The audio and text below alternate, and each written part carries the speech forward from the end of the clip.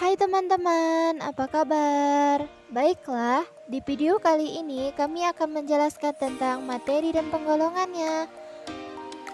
Sebelumnya, perkenalkan dulu, kami mahasiswa Stikes Payung Negeri Aceh Darussalam dari Prodi Kesehatan Masyarakat semester 1 yang dibimbing oleh dosen Medarindi MPD.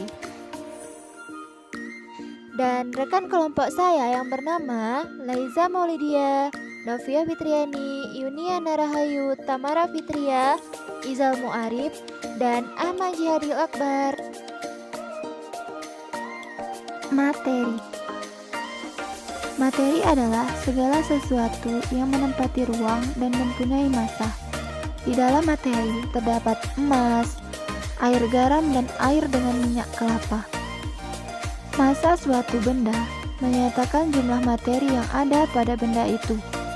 Massa benda berbeda dengan berat benda. Massa benda di segala tempat itu tetap. Perubahan kimia adalah salah satu perubahan yang terjadi pada bentuk dan ukuran zat yang kemudian menghasilkan zat baru.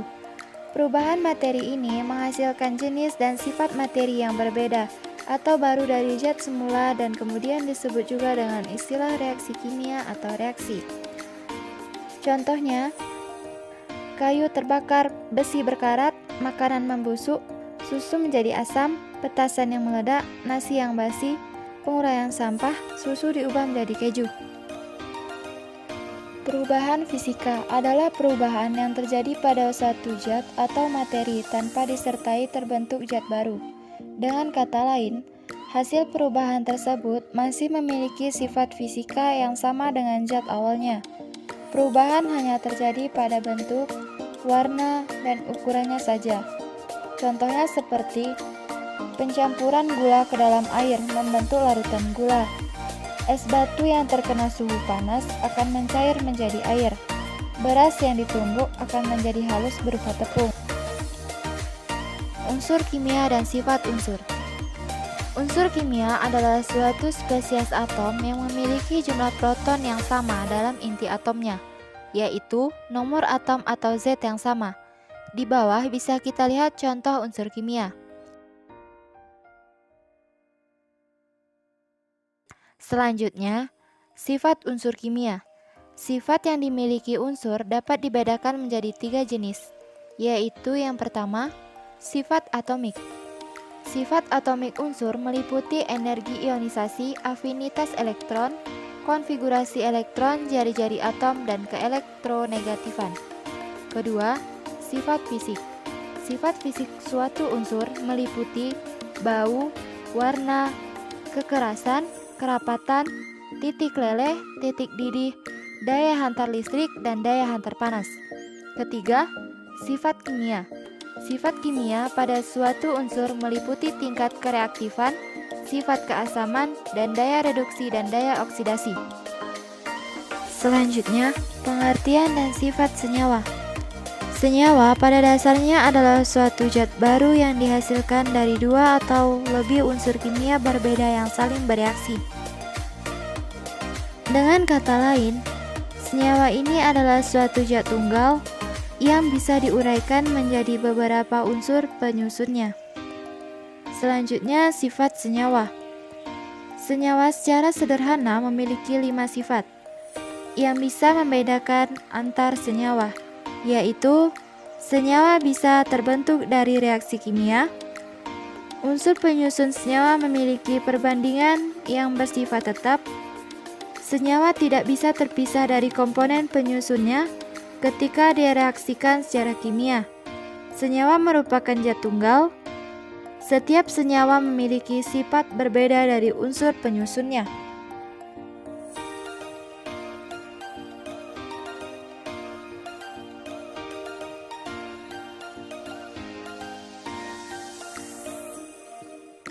Pengertian, sifat campuran, jenis campuran, dan perbedaannya dengan senyawa. Pengertian campuran adalah gabungan dari 2 zat atau lebih yang hasil penggabungannya masih mempunyai sifat yang sama dengan zat aslinya. Contohnya, air dengan kanji, air dengan pasir. Sifat-sifat campuran. Pertama, memiliki 2 atau lebih jenis zat. 2. Selalu memiliki sifat asli dari zat penyusunnya. 3. Tidak dapat dijalankan kembali menggunakan proses yang biasa. 4. Dapat dipecah lagi dengan proses fisik. Jenis-jenis campuran.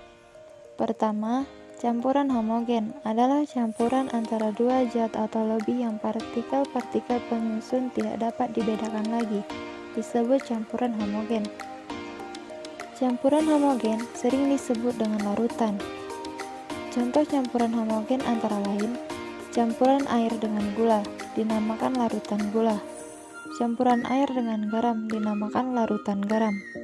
2. Campuran heterogen adalah campuran antara 2 macam zat atau lebih, yang partikel-partikel penyusunnya masih dapat dibedakan satu sama lainnya, disebut campuran heterogen. Contoh campuran heterogen, tanah, air sungai, makanan, minuman, air laut, adonan kue, adonan beton corak, dan lain-lainnya. Perbedaan campuran dengan senyawa. Campuran terbentuk tanpa melalui reaksi kimia, sedangkan senyawa terbentuk melalui reaksi kimia. Campuran perbandingan massa unsur dan senyawa tidak tetap, sedangkan senyawa perbandingan massa unsur tetap. Campuran tersusun dari beberapa unsur atau beberapa senyawa, sedangkan senyawa tersusun dari beberapa unsur saja. Campuran sifat komponen penyusun campuran sesuai dengan sifat masing-masing, sedangkan senyawa sifat komponen penyusun senyawa berbeda dengan aslinya. Larutan sebagai bagian dari campuran. Larutan merupakan campuran yang homogen, yaitu campuran 2 zat atau lebih yang memiliki komposisi merata atau serba sama di seluruh bagian volumenya. Secara fisik, zat tunggal yang penyusun campuran tersebut tidak tampak.